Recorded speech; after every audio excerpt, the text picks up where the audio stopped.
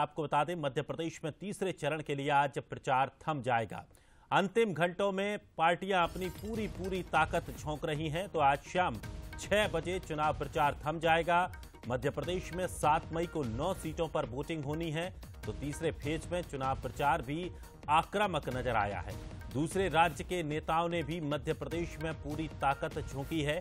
तो आज देर शाम 6 बजे के बाद चुनाव प्रचार थम जाएगा और उसके बाद प्रत्याशी डोर टू डोर कैंपेन कर सकेंगे, यानी कि घर घर जाकर ही लोगों से, मतदाताओं से मुलाकात कर सकते हैं, लेकिन किसी भी तरह तामझाम के साथ, यानी कि डीजे या पब्लिक भीड़ के साथ आप प्रचार प्रसार नहीं कर सकते हैं। तो देखिए, तीसरे चरण के बड़े चेहरे भी समझ लीजिए। तीसरे चरण में बड़े चेहरे कौन हैं?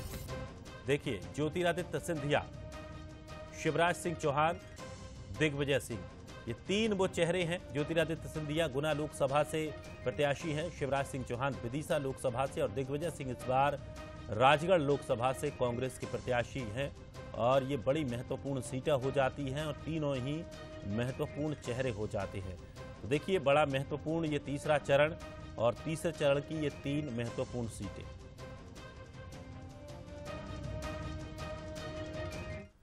मध्य प्रदेश के साथ ही छत्तीसगढ़ में भी आज 7 सीटों पर प्रचार प्रसार थम जाएगा। छत्तीसगढ़ में आज शाम को 5 बजे प्रचार प्रसार थमेगा। बता दें कि 7 मई को 7 लोकसभा सीटों पर मतदान होगा। शाम को 5 बजे के बाद प्रत्याशी डोर टू डोर प्रचार कर सकेंगे। रायपुर, दुर्ग, बिलासपुर, जांजगीर, कोरबा में मतदान होगा। तो रायगढ़ और सरगुजा में भी तीसरे चरण की वोटिंग होगी। 4 सीटों पर अगर बात करें तो बीजेपी मजबूत है, तो वहीं 3 सीटों पर कांटे की टक्कर देखने को मिल रही है, यानी कि कांग्रेस वहां पर चुनौती बनी हुई है।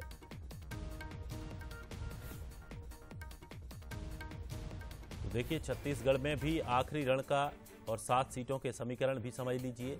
रायपुर लोकसभा सीट की बात करें तो बीजेपी का गढ़ रहा है रायपुर लोकसभा सीट, और लंबे समय से बीजेपी यहां जीत दर्ज करती आ रही है। इसके अलावा बात करें तो 8 बार से यहां बीजेपी चुनाव मैदान में जीतती आई है। तो निश्चित तौर पर एक बड़ा फायदा यहां बीजेपी को मिलता है। कोरबा लोकसभा सीट की बात करें तो कोरबा में कांटे की टक्कर है। शहरी इलाकों में राम मंदिर का भी साफ तौर पर इम्पैक्ट यहां देखने को मिल रहा है। इसके अलावा ग्रामीण क्षेत्रों की अगर बात करें तो महतारी बंधन योजना यहां पर प्रभावशाली नजर आ रही है।